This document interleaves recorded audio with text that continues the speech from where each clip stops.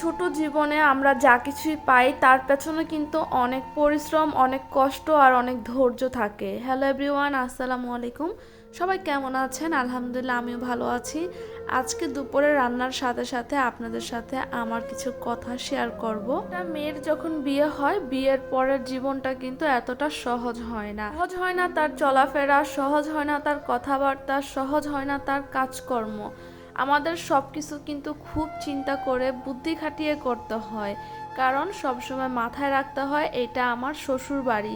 শ্বশুর বাড়িতে থাকলে কিন্তু কখনোই নিজের ইচ্ছে মতো চলা যায় না, নিজের ইচ্ছে মতো কথা বলা যায় না, নিজের ইচ্ছে মতো কিছুই করা যায় না। একটা মেয়ের শ্বশুর বাড়িতে একটা ভয় কাজ করে, কথা বলার সময়, কাজের সময় কখন কি হয়ে যায়, কোন কথায় কি হয়ে যায়।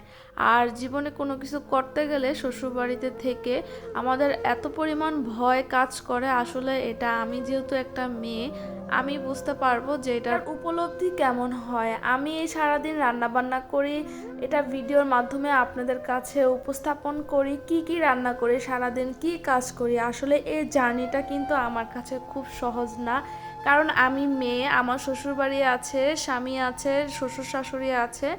আসলে তাদের মাঝে থেকে এরকম কন্টেন্ট করা বা এরকম ভিডিও তৈরি করা কিন্তু আমাদের পক্ষে অনেকটা বেশি টাফ হয়ে যায়।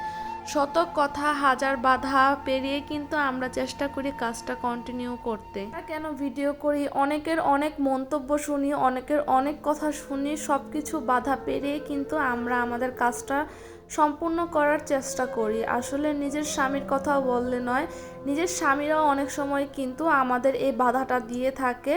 তারপরে সব বাধা উপেক্ষা করে আমাদের কাজের দিকে আমরা চলি, আর আমরা খুব ভয়ে ভয়ে ভিডিও করি বা ভিডিও আপলোড দেই। আসলে মেয়ে বলতে সব কিছুর মধ্যে ভয়।